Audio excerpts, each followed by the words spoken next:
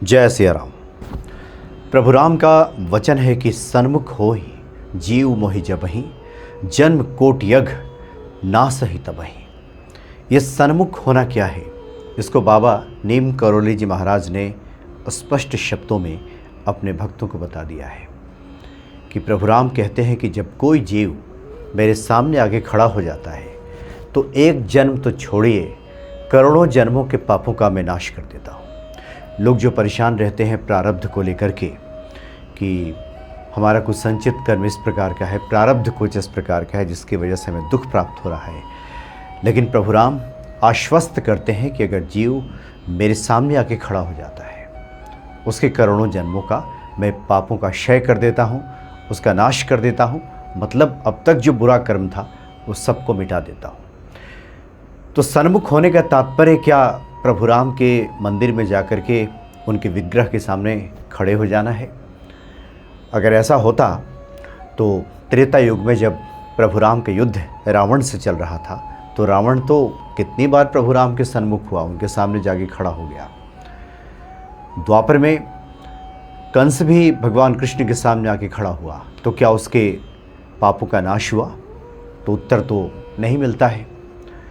ये तो उनके धाम तभी रावण और कंस गए जब भगवान राम ने तीर का संधान किया, जब जीवन लीला समाप्त कर दी रावण की, उसके बाद ही उसको परम गति मिली और वो बैकुंठ लोक गया जो भगवान राम का धाम है।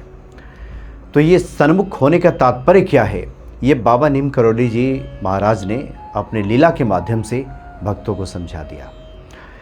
एक बार की बात है, बाबा जी के एक भक्त हुए, कानपुर में वो रहते थे।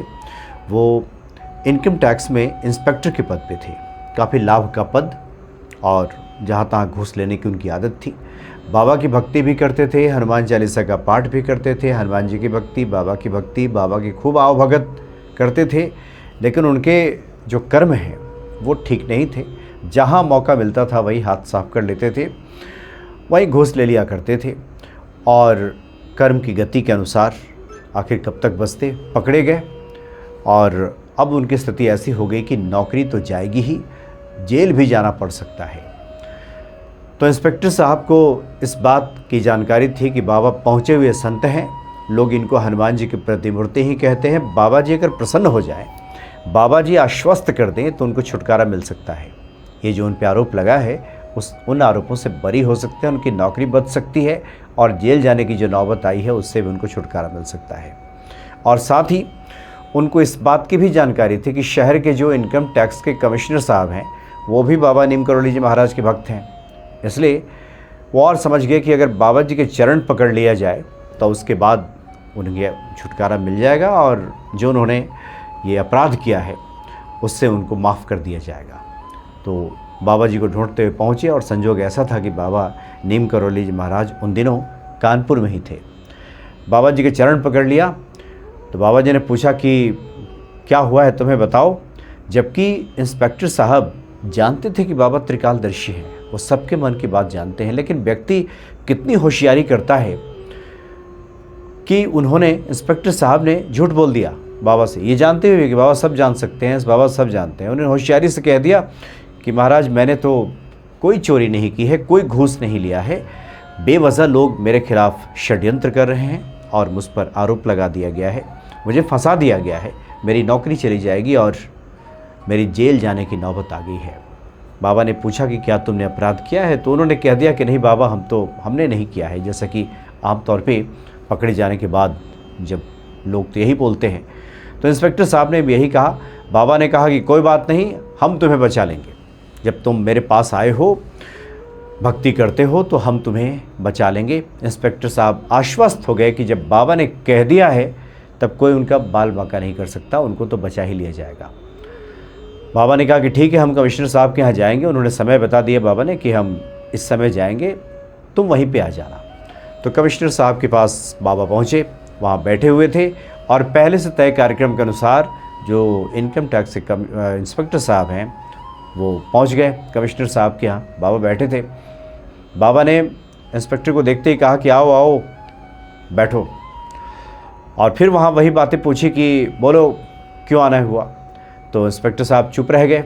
उन्होंने सोचा कि बाबा स्वयं कहें कमिश्नर साहब से कि इनकी कोई गलती नहीं है, लेकिन बाबा ने इसके ठीक उलट एक बात कही। बाबा ने इंस्पेक्टर साहब से कहा कि तुमने चोरी की है, बताओ, तुम सच सच बोलो, तुमने तो घूस लिया है ना।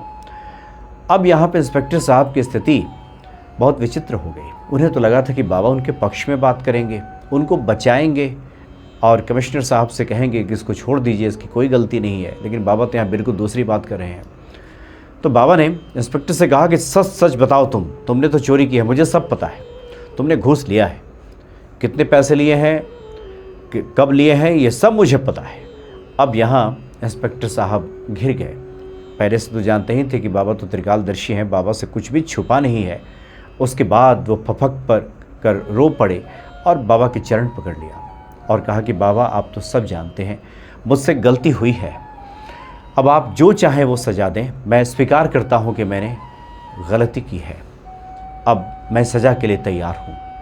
तो बाबा नीम करोली जी महाराज ने कहा कि जो व्यक्ति सार्वजनिक तौर पे अपनी गलतियों को स्वीकार करता है उसकी आत्मशुद्धि हो जाती है। नहीं तो ज़्यादातर लोग तो ऐसे हैं जो सार्वजनिक तौर पे अपनी गलतियों को छिपा लेते हैं और झूठी प्रशंसा करते हैं, गलतियों को छुपा लेते हैं, जो कुछ नहीं है उसी को बढ़ा चढ़ाकर बखान करते हैं। लेकिन तुमने, चूँकि सार्वजनिक तौर पे इतने लोग यहाँ बैठे हैं, कमिश्नर साहब हैं, इनके सामने तुमने स्वीकार किया, अब तुम्हारी आत्मशुद्धि हो गई है। बाबा ने कमिश्नर साहब की तरफ देखा और कहा कि अब इसकी आत्मशुद्धि हो गई है, क्या इसके बाद भी आप इन्हें दंड देंगे? तो कमिश्नर साहब तो बाबा की महिमा से परिचित ही थे, और जहाँ बाबा कह रहे हो कि इसकी आत्मशुद्धि हो गई है, इसकी गलतियों को आप माफ़ कर दें, तो ऐसे में कमिश्नर साहब भला ना कहाँ कहने वाले थे, और इस तरह से इंस्पेक्टर साहब को माफ़ कर दिया गया। और बाद में इंस्पेक्टर साहब ने कसम ही खा ली कि वो इस तरह की गलती दोबारा नहीं करेंगे। बाबा जी ने बताया कि जो लोग हनुमान जी की शरण में रहते हैं उसको, उनको किस प्रकार की चिंता की आवश्यकता नहीं रहती। व्यक्ति तो बेवजह भविष्य की चिंता में, इस तरह के अपराधों में, कुकृत्यों में खुद को संलग्न करता है और ऐसे वैसे कृत्य करता है जो उसे नहीं करना चाहिए। तो बाबा ने यह स्पष्ट कर दिया अपने भक्तों के सामने कि सन्मुख हो ही जीव मोहि जबहि, का मतलब हो गया कि व्यक्ति पुराने खेल से बाहर आकर के जो अब तक कर रहा था उन गलतियों को स्वीकार करती हुए, जिसको तुलसीदास जी कहते हैं कि अब लौ नसानी अब ना नसई हो, जो हुआ सो हुआ, आज से नहीं, अब मैं सुधर गया हूँ, मैंने समर्पण कर दिया है ईश्वर के सामने। अब जो पुरानी गलतियाँ हैं ये सबको जब व्यक्ति बता देता है, सार्वजनिक तौर पर इसकी जब घोषणा कर देता है, तो उसकी आत्मशुद्धि हो जाती है। और उसी शुद्धि अवस्था में वो प्रभु राम के सामने जब पहुँच जाता है तो भगवान राम उसको माफ़ कर देते हैं। ज़्यादातर लोग तो चाहते हैं कि अपना पुराना खेल भी चलता रहे, पुराने कार्यों में भी लगे रहें, पुराने तरीके से सब कुछ हम करते रहें और उसके बाद हनुमान जी कृपा भी कर दें। इसलिए ऐसा लोगों को दिक्कत होती है।